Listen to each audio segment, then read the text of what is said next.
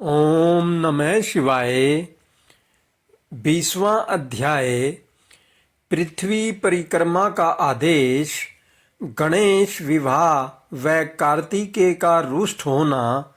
शिव महापुराण श्री रुद्र संहिता चतुर्थ खंड।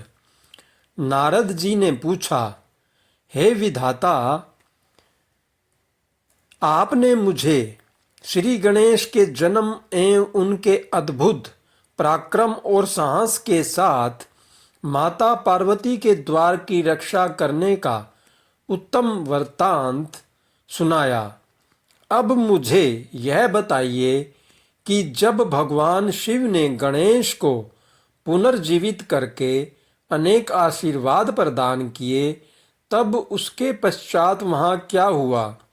ब्रह्मा जी बोले, हे मुनि श्रेष्ठ नारद, तत्पश्चात भगवान शिव पार्वती अपने दोनों पुत्रों गणेश और कार्तिकेय के साथ आनंद पूर्वक अपने निवास कैलाश पर्वत पर रहने लगे।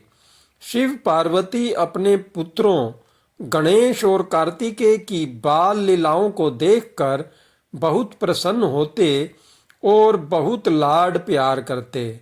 वे दोनों अपने माता पिता की भक्ति भावना से पूजा अर्चना करते थे, जिससे शिव पार्वती बहुत प्रसन्न होते।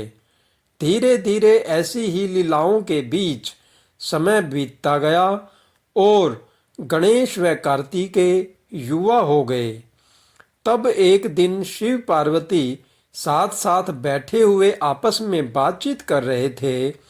देवी पार्वती ने भगवान शिव से कहा कि प्रभु, हमारे दोनों ही पुत्र विवाह के योग्य हो गए हैं, अतः हमें अब दोनों पुत्रों का विवाह कर देना चाहिए। तब दोनों ये विचार करने लगे कि पहले गणेश का विवाह किया जाए या कार्तिकेय का।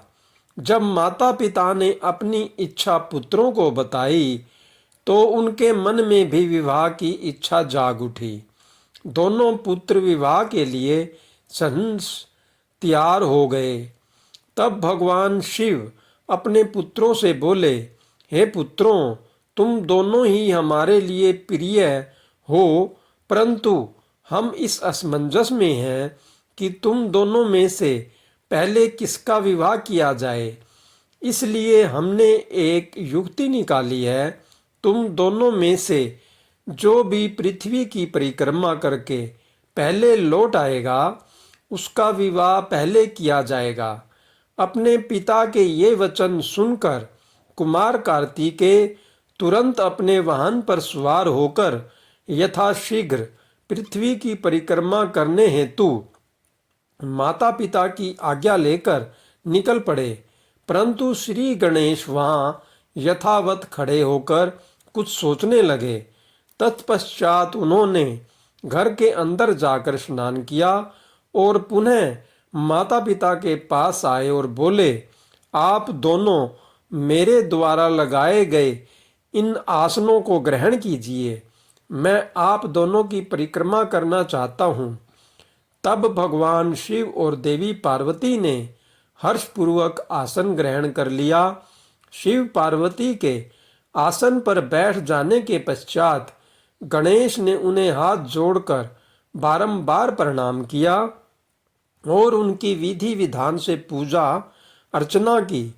पूजा करने के बाद उन्होंने भक्ति भाव से उनकी 7 बार परिक्रमा की।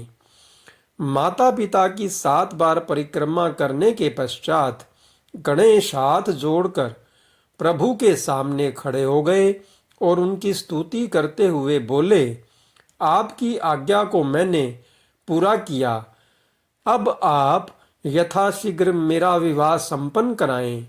यह सुनकर शिव पार्वती ने गणेश से पृथ्वी की परिक्रमा कर आने के लिए कहा। उन्होंने कहा कि जिस प्रकार कार्तिकेय पृथ्वी की परिक्रमा करने गए हैं, तुम भी जाओ और उनसे पहले लौट आओ, तभी तुम्हारा विवाह पहले हो सकता है। शिव पार्वती के ये वचन सुनकर गणेश जी बोले, आप दोनों तो महा बुद्धिमान हैं। आपके ज्ञान की कोई सीमा नहीं है। आप धर्म और शास्त्रों में पारंगत हैं। मैं तो आपकी आज्ञा के अनुरूप पृथ्वी की परिक्रमा एक बार नहीं बल्कि 7 बार कर आया हूँ। यह सुनकर श्री पार्वती बड़े आश्चर्यचकित होकर बोले कि हे पुत्र, तुम इतनी विशाल 7 द्वीप वाली समुद्र, पर्वत और काननों से युक्त पृथ्वी की परिक्रमा कब कर आए? तुम तो यहाँ से कहीं गए भी नहीं। भगवान शिव और देवी पार्वती के इस प्रकार किए गए प्रश्न को सुनकर बुद्धिमान गणेश जी बोले, मैंने आप दोनों की पूजा करके आपकी 7 बार परिक्रमा कर ली है। इस प्रकार मेरे द्वारा पृथ्वी की परिक्रमा पूरी हो गई। वेदों में इस बात का वर्णन है कि अपने माता पिता की श्रद्धा भाव से पूजा करने के पश्चात उनकी परिक्रमा करने से पृथ्वी की परिक्रमा का पुण्य फल प्राप्त होता है। माता पिता के चरणों की धूल ही पुत्र के लिए महान तीर्थ है। वेद शास्त्र इसको प्रमाणित करते हैं। फिर आप क्यों इस बात को मानने से इनकार कर रहे हैं? हे पिताश्री, आप तो सर्वेश्वर हैं, निर्गुण निराकार पर ब्रह्म ईश्वर हैं। भला आप कैसे मेरे वचनों को झुठला सकते हैं? कृपया कर बताइए कि शास्त्रों के अनुसार क्या मैं गलत हूँ? इस प्रकार गणेश जी के वचन सुनकर शिव पार्वती अत्यंत आश्चर्यचकित हुए। अपने पुत्र गणेश को वेदों और शास्त्रों को ज्ञाता जानकर उनकी प्रसन्नता की कोई सीमा न रही। तब मुस्कुराते हुए भगवान शिव पार्वती बोले, हे प्रिय पुत्र, तुम बलवान और शांतसी होने के साथ साथ परम बुद्धिमान भी हो। यह सत्य है कि जिसके पास बुद्धि बल है वही बलशाली भी है। बिना बुद्धि के बल का प्रयोग भी संभव नहीं होता। बुद्धिहीन मनुष्य संकट में फंस जाने पर बलशाली होने के बावजूद भी मुक्त नहीं हो पाता। वेद शास्त्र और पुराण यही बताते हैं कि माता पिता का स्थान सबसे ऊपर होता है। उनके चरणों में ही स्वर्ग है। अपने माता पिता की आज्ञा का पालन करना ही पुत्र का एकमात्र धर्म है। उनकी परिक्रमा पृथ्वी की परिक्रमा से भी बढ़कर है। अतः तुम्हारी बात सर्वथा सत्य है। तुमने कार्तिकेय से पहले ही पृथ्वी की परिक्रमा पूर्ण कर ली है। अतः हमें तुम्हारा विवाह सबसे पहले और शीघ्र ही करना है। जब भगवान शिव और पार्वती ने गणेश की बात का समर्थन कर उसे स्वीकार कर लिया, तब गिरिजानंदन प्रसन्न हो गए और अपने माता पिता को प्रणाम करके वहां से चले गए।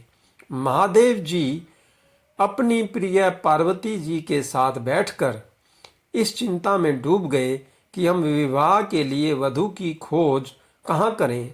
जब वे इस प्रकार विचार कर रहे थे, तभी प्रजापति विश्वरूप कैलाश पर्वत पर पधारे और उन्होंने भक्ति भाव से शिव शिवा को नमस्कार कर उनकी स्तुति की। जब महादेव जी ने उनसे कैलाश आगमन का कारण जानना चाहा, तब प्रसन्न हृदय से विश्वरूप जी ने कहा, हे भगवान, मैं आपके पास अपनी 2 पुत्रियों सिद्धि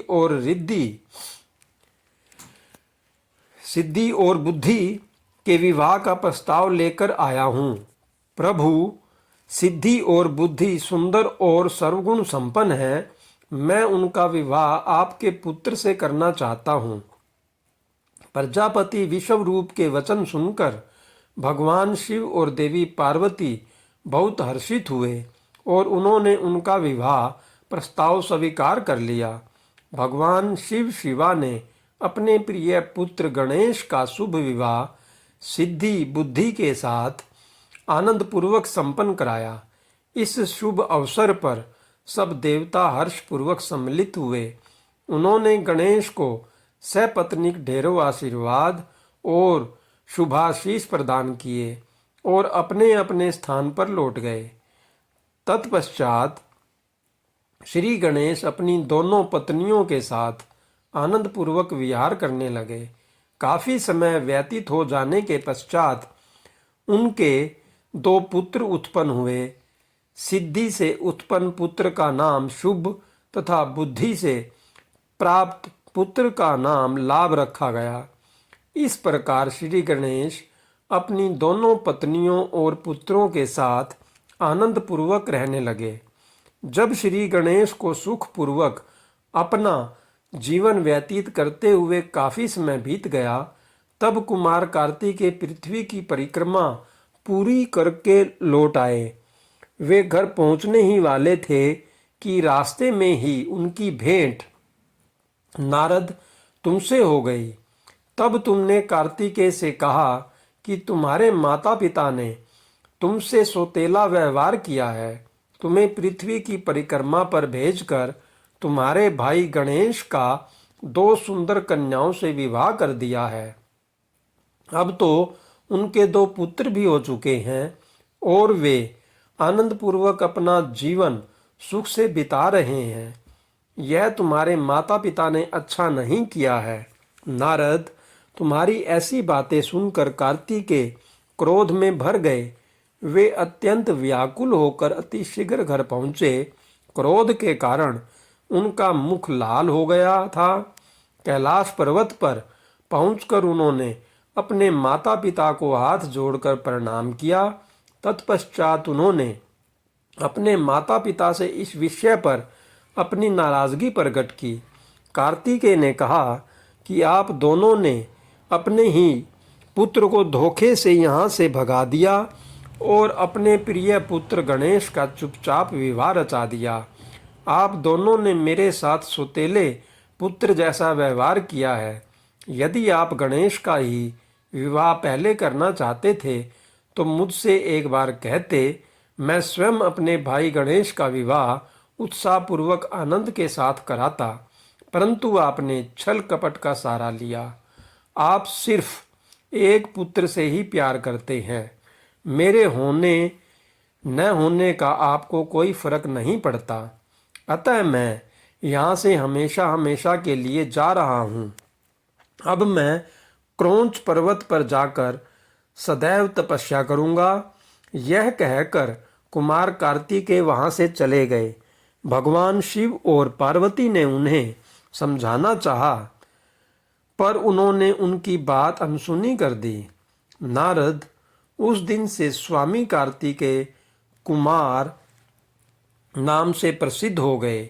तब से इन तीनों लोकों में उनका नाम कुमार कार्तिकेय विख्यात हो गया।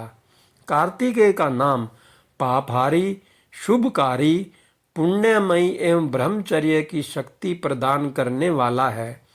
कार्तिक पूर्णिमा के दिन कृति नक्षत्र में जो भी मनुष्य स्वामी कार्तिकेय के दर्शन अथवा पूजन करता है, उसके सभी पाप नष्ट हो जाते हैं और उसे मनोवांछित फलों की प्राप्ति होती है।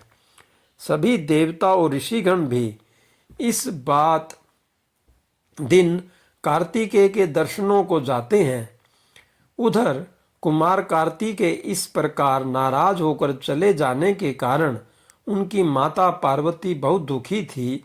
वे शिवजी को साथ लेकर क्रौंच पर्वत पर गई। उन्हें देखकर कार्तिकेय पहले ही वहां से चले गए।